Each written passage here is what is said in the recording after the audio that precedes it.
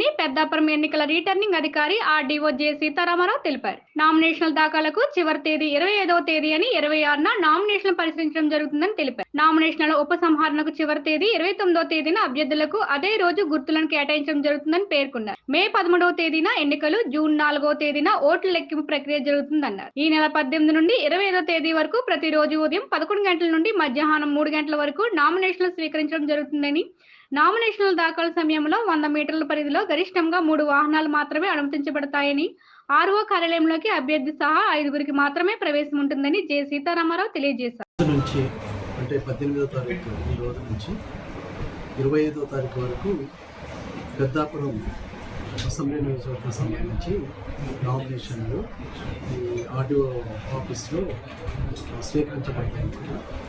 ఉదయం 11 గంటల నుంచి 3 గంటల వరకు స్వీకరించబడతాయి. నామినేషన్లు వేయదలిచిన క్యాండిడేట్తో పాటు ఇంకొక 4 రావచ్చు. 5గురికి మాత్రమే అక్కడ లోపలికి అనుమతి ఉంటుంది. అదేవిధంగా 26వ తారీఖు నాడు ఈ నామినేషన్ల వాటి మీద పరిశీలన ఉంటుంది, స్క్రూటినీ ఉంటుంది. 29వ తారీఖు నాడు విత్డ్రాయల్ రోజునే వాళ్ళకి సంబంధించినటువంటి సింబల్ అలాట్మెంట్ జరుగుతుంది అన్నమాట. దాంట్లో పోటీ ఉంటే 13వ తారీఖు 5వ నెల ఎన్నిక జరుగుతుంది. దీనికి సంబంధించి అభ్యర్థులు ఎవరైతే నామినేషన్ వేయదలుచుకున్నారో అందరికీ కూడా మోడల్ కోడ్ అనేది వర్తిస్తుంది. 100 మీటర్ పరిధి లోపలనే వారి యొక్క కార్యకర్తలు వాళ్ళంతా కూడా దూరంగా ఉండాలి. 100 మీటర్ల పరిధిలోకి ఓన్లీ ఒక్కొక్క క్యాండిడేట్ సంబంధించి 3 వెహికల్స్ లోపలికి అనుమతించబడతాయి. 3 వెహికల్లో ఒక్కొక్క వెహికల్లో డ్రైవర్తో పాటు 4 మాత్రమే ఉండాలి. ఇందులోకి 3 వెహికల్లో వచ్చిన తర్వాత ఆర్ఓ ఛాంబర్లకు మాత్రం 5గురికి ప్రవేశం ఉంటుంది. 5గురిలో ఒకతను క్యాండిడేట్, మిగతా వాళ్ళు ప్రపోజర్స్, వాళ్ళ ఏజెంట్ అట్లా ఉండొచ్చు. మొత్తం 5గురు మాత్రమే అనుమతించబడతారు. దీనికి సంబంధించి నామినేషన్కి ఫీజు జనరల్ అభ్యర్థులకి అయితే 10,000 రూపాయలు, ఎస్సీ ఎస్టీకి సంబంధించిన వాళ్ళైతే 5,000 ఫీజు చెల్లించాల్సి ఉంటుంది. అందరూ కూడా 11 గంటల నుంచి 3 గంటల లోపలనే స్వీకరించమంటే అది గమనించాలి.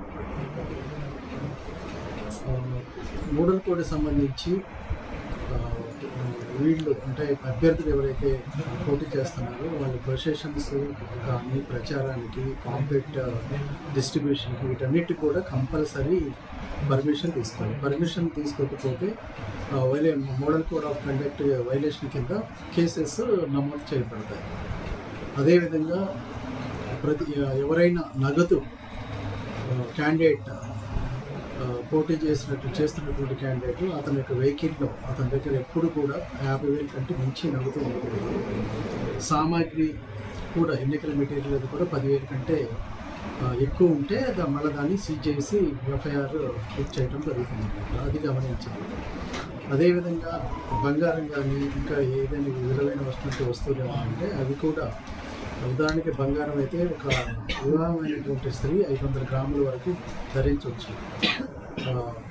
బంగారం వారి దగ్గర ఉండొచ్చు అనమాట. అదేవిధంగా ఒక అన్మ్యారీడ్ లేడీ అయితే ఒక 250 గ్రాములు ఆమె దగ్గర ఉండొచ్చు, అంటే ఆర్నమెంట్స్ రూపంలో.